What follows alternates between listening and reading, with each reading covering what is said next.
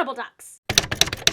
Hi, just me, channeling my inner Herondale. This is a reading vlog, so I guess you should see the actual nice cover of the book when I am starting the vlog, but this is me, hi, reading Chain of Iron by Cassandra Clare. I just got this in the mail. I am waiting until 9 o'clock to start it because I am going to be starting it with Christine from the other Christine That Reads. We've been planning this weekend for so long. We're such nerds.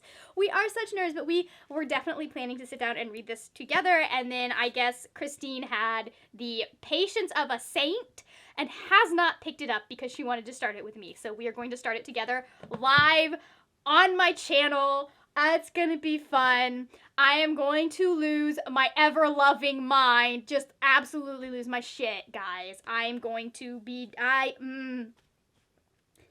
Oh. We have a problem. Do you see any room? Oh, ignore the Litchi crate boxes. I still haven't gotten rid of those. Do you see any room for Chain of Gold, guys? Do you see room? I do not see room for Chain of Gold. Not Chain of Gold, Chain of Iron. I really need to reorganize my bookshelves, but I am resisting because I'm getting new bookshelves when I finally freaking move out. But that won't be for a few months. I guess I could just shift the Shadowhunters and my thriller section, switch those. And then I could just have an entire Shadowhunters shelf. Could be how we do things. I don't know. We'll figure this out in a bit. But I will be back with spoilery thoughts because here's the deal. This is a spoiler-filled reading vlog. I am not going to censor myself and I'm just going to talk about everything that I want to talk about. And so there will be spoilers. And so if you are watching past this point and you have not read this book, that's on you. Anyways... Bye. Good morning. It's Saturday morning, and I'm about to sit down with Chain of Iron. I did not get much further than wherever I got in the reading sprints because TikTok exists. So, yeah. Anyways, so I'm outside because it's nice and rainy and, not cold. I have my tea. I've got a runny nose, apparently, because my allergies or the weather or something. The post-nasal drip is real today, guys. I'm just Anyways, I'm gonna sit here and read for a little bit and drink my tea, and then I'll go and... Well, I really need to have stretched out, but I forgot to do that because I wanted to vacuum and stuff, so I'm probably gonna stretch out after this, and then we have to watch a movie. I think we have to watch The Hulk. I might be wrong. Hello. Update time. Hopefully you can see my face well enough I can't actually tell what's happening on the viewfinder because my eyes. So anyways, today I just got knocked out for a good 2 or 3 hours, so I haven't gotten in much more reading done since the last clip you saw because I just could not stay awake. Slept through things I was supposed to be doing. That's what happened. That's what we dealt with. So I'm still kind of 50-50 on whether or not this wedding is going to happen. I'm page 47, so I have, literally have not gotten far. We're here. I plan on being elsewhere in this later. 50-50 on whether or not this wedding is actually going to happen. I don't know. I wouldn't put it past the plot for something to interrupt, and then the wedding has to be postponed for whatever reasons. Maybe James gets kidnapped, or Cordelia gets kidnapped, or who knows what. But if it does happen, I'm really looking forward to a couple of things that I hope happen. One, really looking forward to James being like, can we please stay married? Because actually I am in love with you, and I have been in love with you for a very long time. I want to see that happen. I do. The second one is, I'm really hoping, can you tell I've got that TikTok cadence to my voice that people use? Can you tell I've been watching way too many TikToks today? Apparently I have. Off topic. Anyways, the thing that I just want it to happen is I don't want the spell to break because he takes the bracelet off, although he has thought about it. I don't want the spell to break because he takes the bracelet off. I want the spell to break because Cordelia is in danger. And that spell that is covering up his feelings for Cordelia just cannot handle that fact. One of those moments where his feelings override the spell, overpower it, and boom, there you go. That's what I want. I really, like, if nothing else happens in this book, I really want that. I have a feeling, just sneaking suspicion, that we are probably going to end with a couple ways that this could end. But my sneaking suspicion is this is going to end with James at least knowing that this is a spell and the whole Grace thing being behind him and Cordelia, and then him getting, like, whisked away to this shadow realm shit stuff that's going on. That's what I think is going to happen. I just have a feeling they're going to end up separated at the end of the book. Just sneaking suspicion. Either that or the spell carries on through to the end of the book and I have to wait till book 3 for the spell to break. Really hoping not. He is actually considering, like, real early, nice and early in the book, considering taking the bracelet off. Like, I'm just like, yeah, we should be for the wedding. James is like, maybe I should take this bracelet off just because it's not fair to Cordelia for me to wear this bracelet while I am getting married to her, so maybe I should take it off for the wedding. And I'm out here like, can you take it off forever, please? Just take it off. I am seeing how Grace and Christopher is going to happen, how that's going to work. The fact that the interesting thing going into this book is that we already know who ends up with whom, because the Shadowhunter family trees have been out for forever, so you can literally look it up if you didn't already know it. I'm also having a very hard time keeping track of which Lightwood is related to the other Lightwood. There are too many Lightwoods, too many of them, and we had one die last book. That's the update. We haven't had much happen, except Matthew failed at organizing a bachelor party because he got a reverse mermaid. And Cordelia seems slightly drunk. And one thing that I do have noticed, especially in these last 2 books, Cassandra Clare is not good at staying in one person's head. Like, she will switch points of view mid-scene, which is something we are told not to do. Kind of annoying, hard to keep track of sometimes. If I was Cassandra Clare's editor, there are a few things I'd be like, okay, we need to sit down and talk about this. Namely, why is this book 656 pages? It probably doesn't need to be, hun. We can probably pare it down to 599, I promise. And no one will suffer. Not a single person, except maybe you, because you're the author, and you always suffer. Anyways, I'm going to sit here with my tea. Well, I'm going to go make tea, and then I'm going to sit here with my tea, and I'm going to read this book for a little bit, and then, oh, I need to do laundry as well. Also, can we please, for the love of Jonathan Shadowhunter, get Matthew some counseling? Please. Figured I'd get on here before I took all of the makeup off and give you an update on Chain of Iron. We have officially found where the title comes from. Anyways, so I'm here. We have, in fact, made it through the wedding. I am very happy to see that we actually made it through the wedding. So what I want to happen is obviously going to happen. Well, not like everything I want to happen, but like the main whole, like, them having to live together and like pining, all of the pining that's going to happen is going to happen. I'm going to enjoy this. I really thought it was interesting the way they had Matthew and Lucy do the vows, and Lucy does the one about love, and Matthew's the one that's talking about jealousy. Someone please get Matthew therapy. Again, I say it again. Please, Matthew needs it. I really like, so if you haven't read the short stories, I didn't know this until Christine pointed out. If you haven't read the short stories, trigger warning for miscarriage, by the way, and pregnancy loss. But if you haven't read the short stories, Matthew is inadvertently a cause of his mom miscarrying. It is not like, was he making the best choices in that moment? No, but his intentions were not malicious. He didn't even know, like, about the baby. And so, like, it just, honestly, I feel like this is kind of, I'm frustrated that this was a short story instead of something that we are told outright in the narrative, because it is affecting so much of Matthew's storyline. We needed to know that information. Because, like, there's an entire story, his storyline, Thomas and Alistair's storyline, all that is affected by this thing that happened to Matthew that he's so very scarred by. And what I really need to happen is I need his parents to show him that they still love him despite this. Because they have no idea that it's happened. They have no idea that he was responsible for this thing that happened. They just think it was a horrible tragedy. Sometimes that's what happens. They have no idea that he feels like he is responsible for it, which he is, again, kind of sort of inadvertently. He didn't know it was going to do what it was going to do. He was told it was going to do something completely different than what it did. Which was almost kill his mother. Can we please, I need him to have therapy, and I need his parents to find out and to tell him that they still love him. We'll see how this goes, because there are not a lot of Fairchilds in the world. So I'm assuming Charles is going to be the only one that procreates, which doesn't necessarily mean Matthew has to die. I'm ready. I am maybe feeling not quite as hostile towards Grace Blackthorne as I was, because we've seen some of her point of view, but at the same time, I just need her to stop being a part of this story. I am done. Was there anything else interesting that happened here?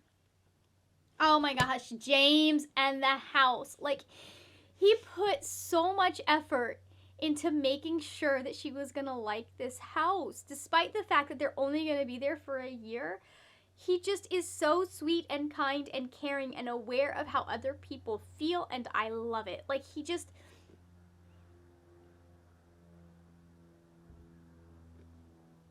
I love it. He is a good being, and I want people to stop hurting him. I want him to be able... I need him to get past the most dramatic Herondale stage of his life, because all Herondales apparently have a stage where, like, nothing is normal. They are going through the most, but then somehow they end up being well-adjusted adults, at least from Will and Jace. They somehow ended up being well-adjusted adults, despite everything that happens to them. Anyways, that's the update. Dispish wasn't recording. I'm mad about it. So what you missed while I was talking to a camera that wasn't on, apparently, or doing its job, would still marry Will Herondale. And that is the reason I am single, because I have standards and want a boy who loves books and also loves me more than anything in the world. Anyways, let's talk about James Herondale, because he and Cordelia are so just... Are they even awake? Are they just shoveling through life like zombies? Because they are absolutely unaware of the fact that they are in love with each other. Namely, that the other person is in love with them, and I just, like, the fact that James has not figured this out yet. We have that wedding night scene, which was just kind of funny. Like, I love how Cordelia Clare? Cassandra Clare, like, did that. That was so perfectly played. But, like, where Cordelia's just like, oh no, I'm so mortified. I'm so sorry. I know I'm imposing. Oh, they will never have to see me without clothes again.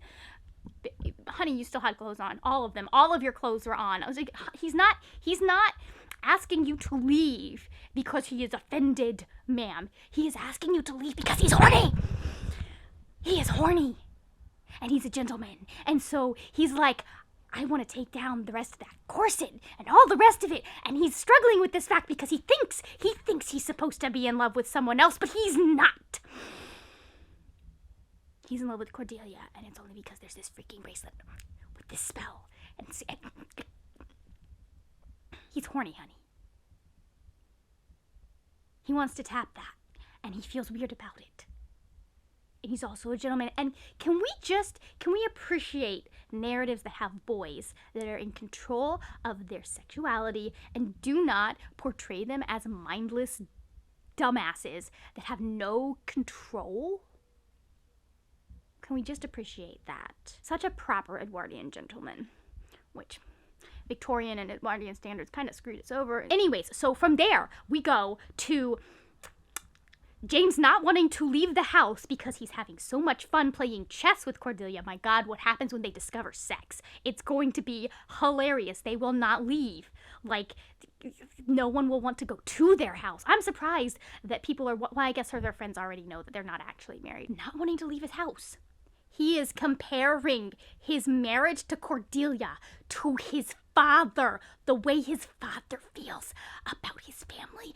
Child, why are you not putting the pieces together? And then, this boy learned a whole freaking language to make Cordelia happy.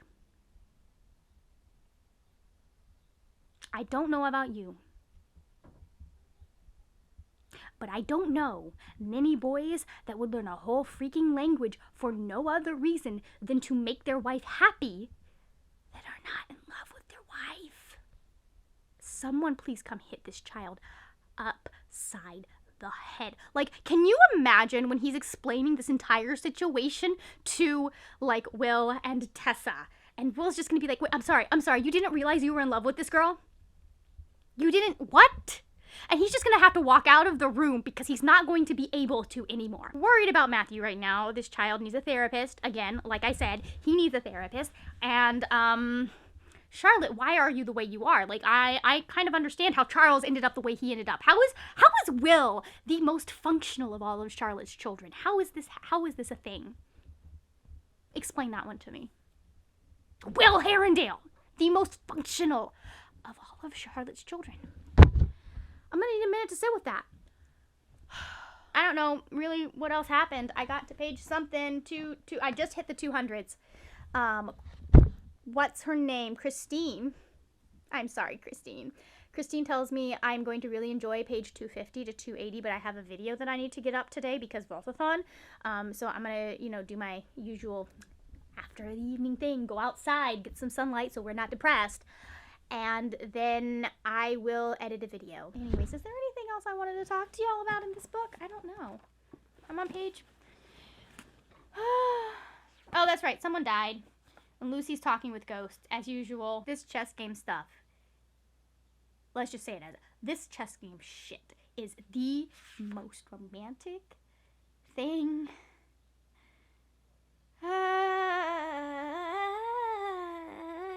Oh, yeah, and then the whole, James being embarrassed about that scene when he had the nightmare. Oh, my goodness, child.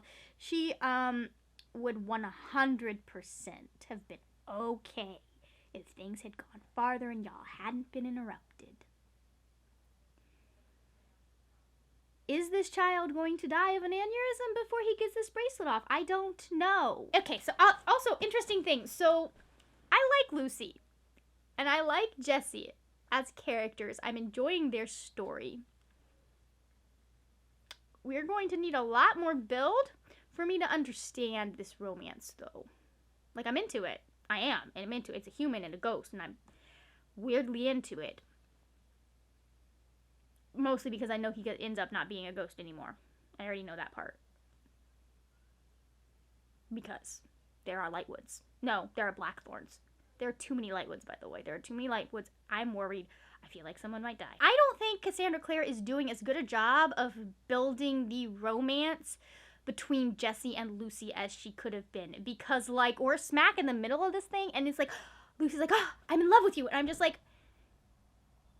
that wasn't the impression I got at the end of the last book, and I haven't gotten that impression. Like, you're infatuated, yes, but how did we get to love, my child? I know you're a Herondale, but how did we get to love? I don't know. I don't understand. I like this angle, though. Can I just check out of life and only read this book for the rest of my week? Can I call into work? Seriously, when the last one comes out, I am calling into work. But I also, at this point, have plans to just, go to Canada for that weekend, so. If I can go to Canada, if Canada is not still completely closed off to me as a person in the United States. We really brought Philomena Giangelo in just so we could dive, didn't we? Hello. It's been a hot minute since we talked about this book. I am now on not that page. I've made some progress. I was getting my hair done, so I read a lot while I was getting my hair done. It is very neon right now, but that will fade, and then it will be a normal color. That's kind of the point. Anyways, the bracelet is off. I'm so happy the bracelet is off. He broke it. So either James's love for Cordelia is so powerful it broke the bracelet, which I think is what we're going for, or Cordelia is such a good kisser that the power of her kissing broke the bracelet. Or possibly just the power of his horniness broke the bracelet. Anyways, he is free! And he finally figured it out, and then he passed out, did a whole Zuko angst coma thing. So So I anticipate being finished this book by the end of the night. I have a feeling we're going to hit that spot where you can't put it down. So I anticipate being finished. And I'm not sure okay, so the couple things have happened. She has fulfilled expectations in some really unexpected way. One of the ways that I was expecting things to be fulfilled with Thomas, because, he's been going out by himself, and I'm sitting there going, oh my God, this boy is going to get himself killed, or worse, something's going to happen. And then it turns out that something did happen, but it was not him being harmed, it was him being accused of being the murderer. I was like, well, that's a way to subvert expectations. I also was like, what's her name? Not Tessa. Cordelia's mom is probably not going to make it through this book. Cordelia's mom so far is still alive, but her dad, bye. Not that she is poorer for not having him around. So, I mean, that's my opinion. And okay, yeah, I'm sorry. I'm trying to update you guys, but all I can think about is the fact that we just left James and Cordelia with James passing out, and now Cassandra Clare is checking in with every single person except for James or Cordelia, and I'm like, you can't just you can't just what? Why are oh. When he came back from the Shadow Realm because he was thinking about Cordelia, and she was like, he's mine. Guys, that's some Perkabeth level shit. That was good stuff. That's the good stuff. That's like the high quality stuff. Not all of this book is the high quality stuff. I feel like this book could lose at least 100 pages. Again, as I felt with Chain of Gold. These books could stand to lose like 100 pages. But apparently Cassandra Clare's editor doesn't want to tell her that, hey, I know you like writing all these characters and having all of these big casts, but not everything we're seeing is important. Again, I would have taken out all of the flashbacks. They do not have any information that we did not already know. Like, every time we go back into Grace's point of view, I'm just like, we don't need to know this. There are other ways to build sympathy with her. Like the whole, oh my gosh, her and Christopher Herondale being science bays. That was adorable. I called it. I knew it. I knew that's what was going to happen. But that was the cutest thing. I was like, oh, that I can see why they're a thing. It's perfect. All hell's about to break loose because I think James has figured out that the bracelet was cursed or spelled or whatever it is he's going to figure out. So they're going to have to work through that, but it happened exactly like I said it was going to happen. Also, I'm starting to think that the murderer is what's-his-face Blackthorn, Tatiana's dead husband, Jesse's dad. I have a feeling. If someone raised his dad through necromancy, that might be a key piece that we're able to use to bring Jesse back to life. It could happen. Anyways, I need to go. Hi, an update. I'm on page 576. I have bad feeling. I have a very bad feeling. We're on 576. The main conflict has been wrapped up, which means something else is about to go down, and I'm not going to like it.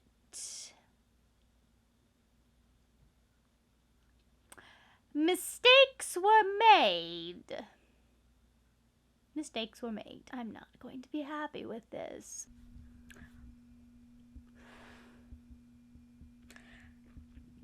I have decided I do not like Cassandra Clare. If I see this woman, it is on sight. We will be in a fist fight because she has been teasing me this entire book. Like just dangling the thing I want right in front of me, and every time it's about to happen, something happens. Like someone knocks on the door, and then it's freaking Grace Blackthorn, and I hate her still. It's like every time we just get almost there, and then she's like, oh no, we're not gonna do it, something that almost, oh no. I am not friends with Cassandra Clare any longer. We are mortal enemies. At least until she does the next book, that makes me happy because obviously she always ends her books in good ways. Good news is, he has, in fact, finally figured out the thing about the bracelet. And so I know there is going to be a confrontation about it in like 5 minutes. I just needed to get on here and vent. Also, I had to put the book down because I had to be a functional human being. But I just needed to get on here and vent about the fact. They're freaking... I just want him to tell Cordelia he loves her. I want her to know that he loves her. It is very important to me. And I'm so scared that it's not going to happen before the end of the book.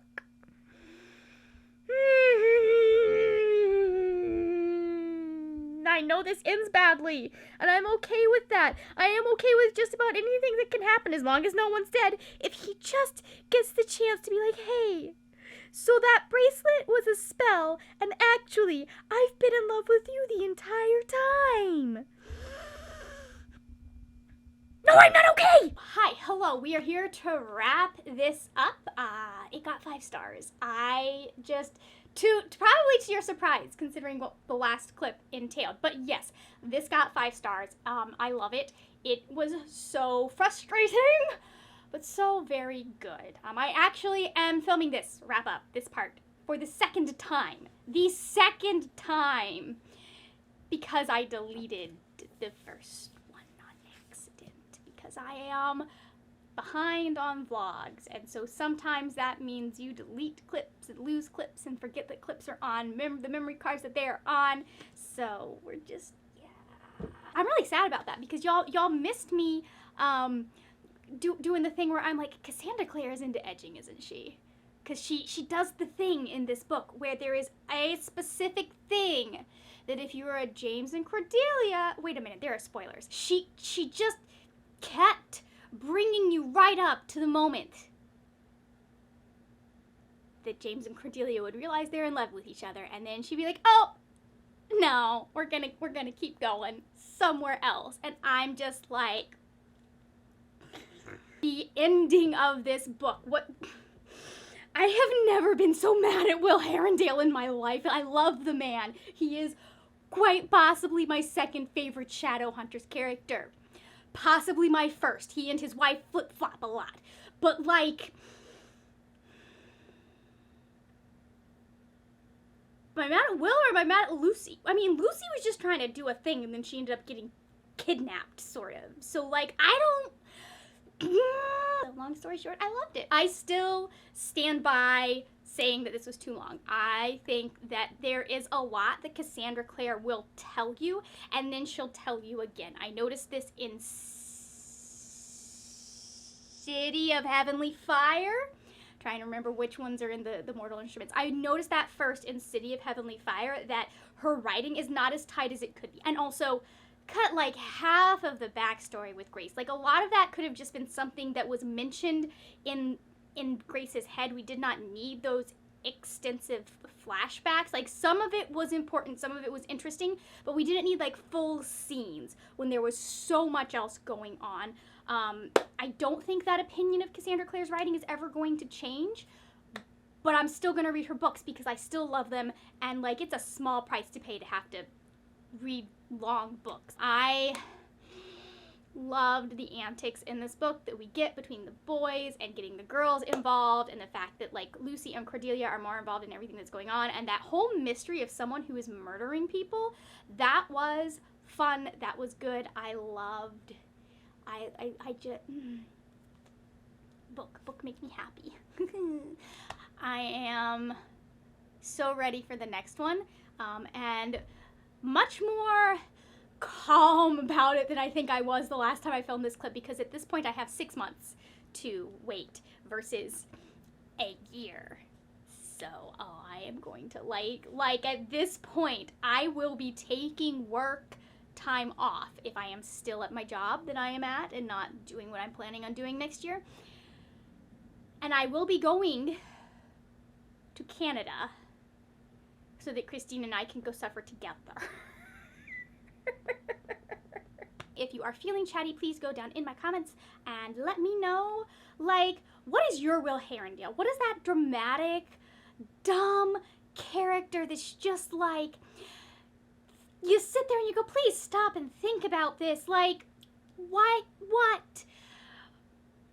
is your Will Herondale, and yet you are still inexplicably, that's how you say the word, attracted to them. Let me know down in the comments what that is. If you are not feeling chatty, go ahead and leave me an angel emoji.